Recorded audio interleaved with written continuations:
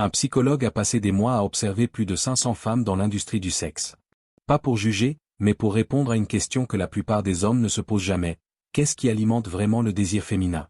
Ces découvertes détruisent tout ce que tu crois savoir sur l'attraction. L'étude publiée en 2007 dans Evolution and Human Behavior a révélé quelque chose de brutal. Le psychologue Jeffrey Miller et son équipe ont analysé plus de 5300 shifts et découvert un pattern choquant. Pendant leur jour de fertilité maximale, les femmes gagnaient en moyenne $335 par shift. En dehors de cette période, $260. Les femmes sous contraception hormonale ne montraient aucun changement. Ce n'était pas une question de compétence, de beauté ou de personnalité. Quelque chose d'invisible influençait le désir. Quelque chose que ni les travailleuses ni leurs clients ne pouvaient consciemment identifier. Voici la vérité que personne ne te dit, l'attraction n'est pas une flamme constante. Elle fonctionne par cycles biologiques qui opèrent entièrement hors du contrôle conscient. Pendant la phase fertile du cycle menstruel, le cerveau féminin est hyper concentré sur des marqueurs subtils de masculinité, voix grave, traits symétriques, posture confiante, langage corporel assertif. C'est instinctif, pas un choix. Le système limbique, la partie la plus primitive du cerveau, effectue ses évaluations avant même que la pensée consciente n'intervienne. Au moment où une femme considère consciemment son attraction, son cerveau a déjà décidé en se basant sur des signaux qu'elle ne peut pas articuler. Comprends bien ça, le même homme peut paraître magnétique une semaine et inintéressant la suivante.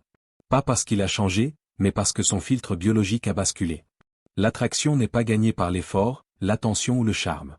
Peu importe à quel point tu es attentionné, spirituel ou prévenant, le désir fluctuera.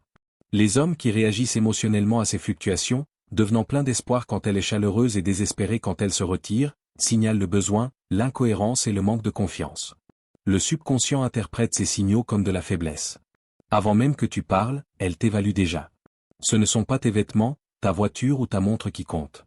Elle lit les signaux invisibles, micro-niveaux, qui échappent à la pensée consciente. L'inclinaison de tes épaules, la stabilité de ton regard, le rythme de ta respiration. Chaque micro-mouvement diffuse des informations sur qui tu es. Son corps écoute avant que son esprit n'ait commencé à décider si elle est intéressée.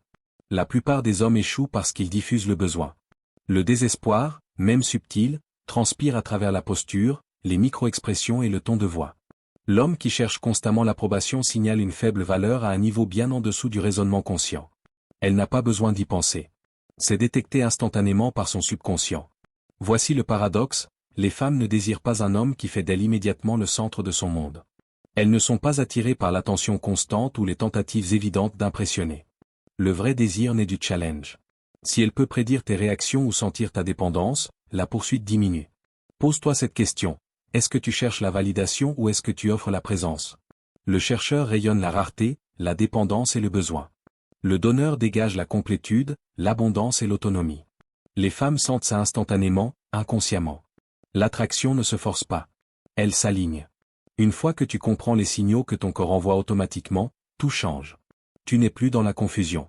Tu deviens l'architecte du désir, pas le mendiant d'attention. Le jeu que tu ne savais pas jouer devient soudainement prévisible.